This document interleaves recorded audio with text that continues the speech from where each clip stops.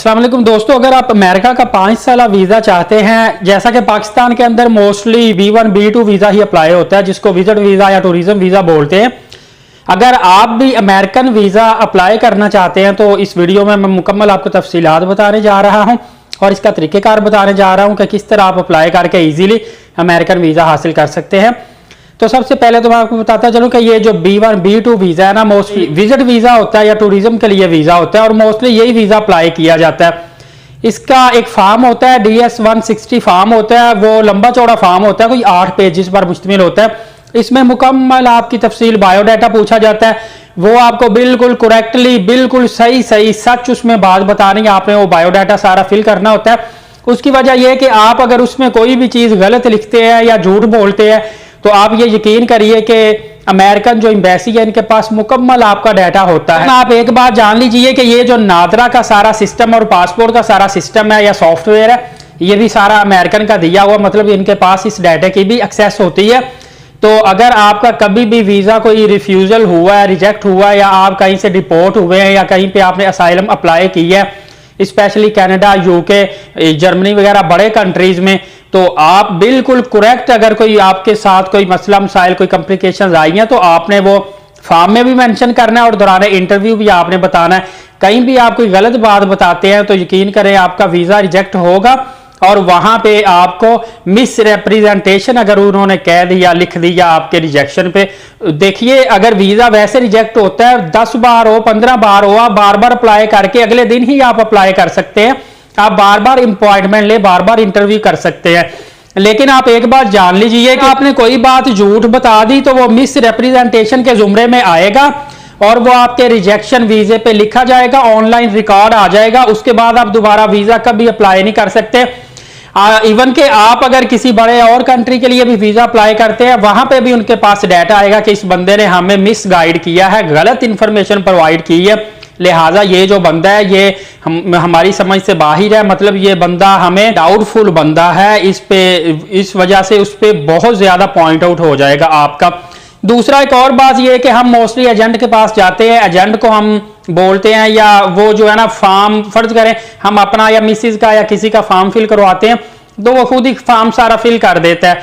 सारा फॉर्म मुकम्मल खुद फिल करने के बाद कुछ इंफॉर्मेशन अपने पास से भी डाल देता है, हमें पता ही नहीं होता। और जब हम इंटरव्यू में जाते हैं, फॉर एग्जाम्पल के तौर पे आपने अपनी मिसिज का किसी एजेंट के थ्रू वीजा अप्लाई करवाया, उसने आप वीजे में मिसिज काम क्या करती है या क्या उसका स्टेटस है तो उसको आपने हाउस वाइफ लिख दी है। जब इंटरव्यू वाले दिन आपकी मिसिज वहां इंटरव्यू देने जाती है, वहां पे वो बताती मैं तो फलां जगह जॉब कर रही हूं, तो वो फौरी उस पर एक और चीज होती है फॉर्म के ऊपर, या इंटरव्यू वाला खुद पूछता है can anybody assist you for this application, कि क्या किसी ने आपकी हेल्प की है इस एप्लीकेशन के लिए। तो वहां पे हेल्प करना अलाउ नहीं होता, मतलब कि खुद आपने अप्लाई करना होता है। तो आप फौरी से कहते हैं जी किसी ने हेल्प नहीं की। तो जब वहां पे वो पूछता है कि आप काम क्या करती हैं, तो वो बता देती है जी मैं तो जॉब करती हूँ, मैं हाउस वाइफ नहीं हूँ। तो वो फौरी तौर पर जो इंटरव्यूअर है, एम्बेसडर है, वो पूछेगा कि आपने तो फॉर्म पे लिखा हुआ कि मैं हाउस वाइफ हूँ, कितना नेगेटिव पॉइंट है। और वहां पे क्या कहेगी इंटरव्यू देने वाला बंदा, क्या कहेगा कि जी मुझे पता ही नहीं था या मैंने किसी एजेंट से फॉर्म फिल करवाया था। तो वहां पे वो फौरी कहेगा मैंने तो अभी आपसे पूछा, या फॉर्म पे मेंशन है कि क्या आपको अप्लाई करने के लिए कोई हेल्प कर रहा है, तो आपने कहा नहीं हेल्प कर रहा। तो पहले आपने कहा नहीं हेल्प कर रहा, अब आप कह रही मुझे पता नहीं है, ये एजेंट ने लिख दी है, तो ये भी मिस गाइड के जुमरे में आता है। ये चीज पॉइंट नोट करें, इस तरह की मिस्टेक की वजह से फौरी वीजा रिफ्यूज हो जाता है। और वही चीज अगर आप मिस रिप्रेजेंटेशन करेंगे तो उस पर वीजा रिफ्यूज हो गया तो दोबारा आप अप्लाई नहीं कर सकते वीजा लगवाने के लिए। वैसे अगर इंटरव्यू आपका के लिए, एक और चीज मैं आपको बता दूं, इंटरव्यू ज्यादा से ज्यादा 5 से 6 मिनट का होता है। इंटरव्यू में आपसे कॉमन बातें वो पूछते हैं कि बताइए जी आप काम क्या करते हैं। इंटरव्यू में वो आपसे कॉमन बातें पूछते हैं। असल में वो बड़ा कंट्री है, वो सिर्फ सेटिस्फाई होना चाहते हैं कि ये बंदा हमारे मुल्क में जाके वापस आएगा कि नहीं आएगा। और ट्रैवल हिस्ट्री इसलिए जरूरी होती है कि वो देखते हैं कि क्या ये बंदा पहले किसी और बड़े कंट्रीज का टूर कर चुका है या 2 4 5 कंट्रीज में जा चुका हुआ, ताकि इसको बाहर जाने का, बोर्डिंग करवाने का, कंट्रीज के रूल्स एंड रेगुलेशन थोड़ा बहुत आइडिया हो सके। तो ये चंद चीजें होती हैं, इसमें आप ये चीज का ख्याल रखें। देखिए, वो आपसे क्वेश्चन कॉमन क्या करता है, वो यही करता है कि आप काम क्या करते हैं, आपकी प्रॉपर्टी कितनी है, आप अमेरिका में क्यों जाना चाह रहे हैं और आप वहां पे कितनी देर तक रहेंगे। और अगर आपका उधर वहां कोई फैमिली रिलेशन है तो वो वहां पे आपको पूछेंगे, उस फैमिली के बारे में सवालात करेंगे, आपके क्या लगते हैं, वहां पे क्या काम करते हैं, आपको क्यों बुलाना चाह रहे हैं। और अगर आप किसी दोस्त का रेफरेंस डालते हैं कि वहां पे कोई दोस्त मुझे बुला रहा है, तो वो आपके दोस्त के बारे में क्वेश्चन करेंगे। अगर डॉक्टर्स वगैरह या इंजीनियर्स वगैरह जो वो किसी कॉन्फ्रेंस पे जा रहे हैं यूएसए में, तो वो उन कॉन्फ्रेंस के मुतालिक आपसे क्वेश्चन आंसरिंग करेंगे कि भला इसको जिस कॉन्फ्रेंस में जा रहा है उसके बारे में नॉलेज कितना, मालूमात कितनी है। ये चीजों का आप ख्याल रखेंगे, इन चीजों की मिस्टेक नहीं करेंगे तो आपका वीजा लग जाएगा। दूसरा, मेरी बात मेरे ख्याल से दरमियान में रह गई थी कि 5 से 6 मिनट का इंटरव्यू होता है। आप लोग परेशान होते हैं कि यार इसने 4 सवाल पूछे, 5 से 6 मिनट का इंटरव्यू है, तो इसने मुझसे पूछा क्या? कुछ भी नहीं पूछा, इसको मेरे बारे में पता क्या? तो आप एक बात जान लीजिए कि जब आपको इंटरव्यू के लिए बुलाया जाता है उससे पहले आपका मुकम्मल बायोडाटा एम्बेसडर ने देख लिया होता है ऑनलाइन। अमेरिका के पास पाकिस्तान ये बहुत बड़ी डेटाबेस है अमेरिकन कंपनी के पास, और इनके पास हर कंट्री का डाटा होता है। आप जब अप्लाई करते हैं उसके बाद आपको इंटरव्यू के लिए बुलाया जाता है, तो वो एक एक बंदा हो सकता है आप उतना अपने बारे में नॉलेज ना रखते हो जितना डाटा अमेरिकन इन्वेस्टर के पास होता है आपका। इसलिए वो आपसे सिर्फ टू द पॉइंट क्वेश्चन करता है जो उसको ज्यादा जरूरी होते हैं, और अगर आप उसको मिसलीड करने की कोशिश करेंगे तो ये जानिए कि अमेरिकन का इतना ज्यादा एक्सपीरियंस होता है, उनका काम ही यही होता है इंटरव्यू के लिए। और एक और बड़ी मजे की चीज है, ये मेरे ख्याल से जो अमेरिका गए हुए हैं हो सकता है उनको भी ना पता हो, या हो सकता है मैं फर्स्ट टाइम आपको बता रहा हूं या एक आध और चैनल पे बताई हो किसी ने। वो ये चीज है कि अगर आपका वीजा लग जाता है, आपका वीजा अप्रूव हो चुका होता है, तो वहां पे वीजे के साथ आपको 1 स्टार 2 स्टार या 3 स्टार मिलते हैं। बहुत कम लोगों को इस चीज का पता है, इसलिए मैं कहता हूं मेरा चैनल सब्सक्राइब करें, मेरी वीडियोस को देखा करें, बहुत ज्यादा मुफीद मालूमात आपको मिलेगी, और चैनल को शेयर भी कर दिया करें मेरी वीडियो को। अच्छा, ये 1 और 2 और 3 स्टार जब वीजा लगता है, ये क्या चीज है? अगर आपका वीजा लग गया, साथ 1 स्टार दे दिया, 1 स्टार का मतलब है कि ये बंदा इंटरव्यू में बिल्कुल ओके है, इसकी प्रोफाइल बिल्कुल ओके है, इस बंदे को से किसी किस्म का कोई हमें मसला नहीं है। इमिग्रेशन वाले को वो समझ लें कि एक थोड़ा सा सिंबल देता है, एक जेस्टर देता है कि आप इस बंदे को क्लियर कट अमेरिका में अंदर इंटर कर दे, कोई इशू नहीं है इस बंदे का, ये clean and neat and clean है। और अगर 2 स्टार देते हैं तो उसमें एम्बेसडर जो है वो जेस्टर देता है अमेरिकन इमिग्रेशन वाले को कि जब ये बंदा एयरपोर्ट पे पहुंचेगा, बंदा बिल्कुल ओके है, वीजा हमने लगा दी है, लेकिन थोड़ा बहुत ये डाउटफुल है, इससे थोड़ा बहुत क्वेश्चन आंसर आप क्रॉस करें, उसके बाद इसको क्लियर कर दें। और जिस बंदे को 3 स्टार मिलेगा उसको मतलब ये होता है कि इसका हमने इंटरव्यू कर दिया, बंदा डाउटफुल है, हमें इस पे डाउट भी है कि ये पता नहीं मालूमात सही हमें दे रहा है या नहीं दे रहा। आगे इमिग्रेशन वाले आप अपनी अथॉरिटी यूज करते हुए इससे टफ इंटरव्यू करें, इससे सख्त सवालात करें, अपनी तरफ से आप पूरा क्लियर करें। हमने सिर्फ इसको वीजा दिया, आगे आपकी मर्जी है, आप इसको चाहे तो डिपोर्ट कर दें, चाहे तो अपने कंट्री के अंदर इंटर कर ले, ये आपकी मर्जी है, it's all up to you.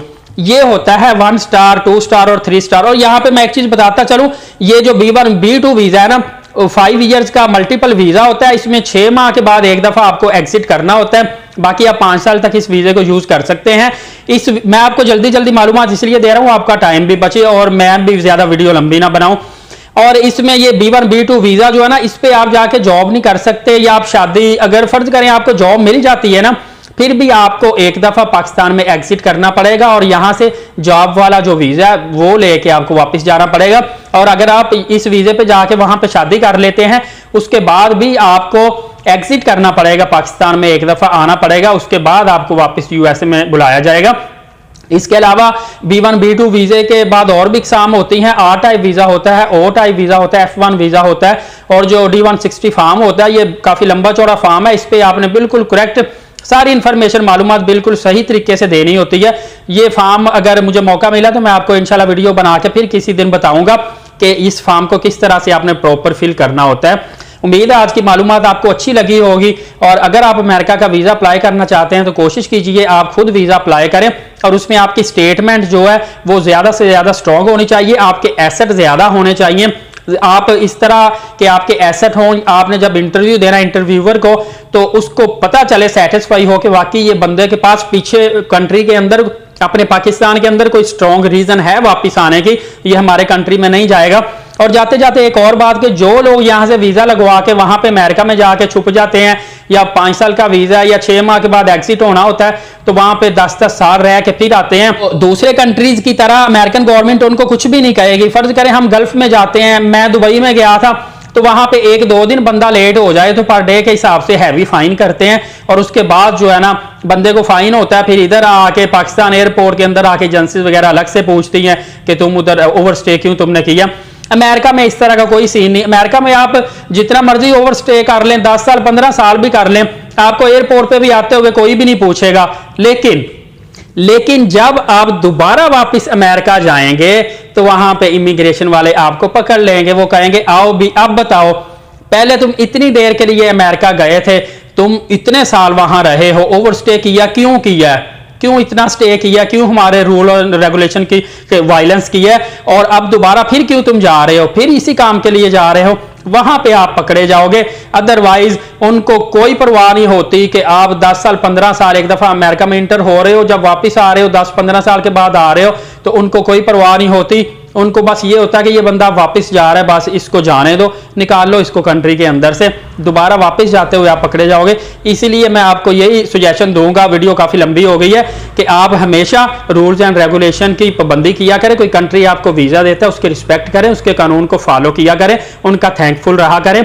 और अगर मेरी वीडियो अच्छी जरूर आपको लगी होगी, मेरे चैनल को भी सब्सक्राइब कर लें, और मेरी आने वाली आगे मजीद वीडियो इससे ज्यादा मालूमाती होंगी, और इसमें मैं आपको जो जिन कंट्री का वीजा भी ओपन होने जा रहा है और आप अप्लाई कैसे कर सकते हैं डायरेक्टली, ताकि एजेंटों के हाथों से फ्रॉड होने से बचें और बिल्कुल सस्ते वीजे आप लगवा सकते हैं, उनकी वीडियोस आने वाली हैं।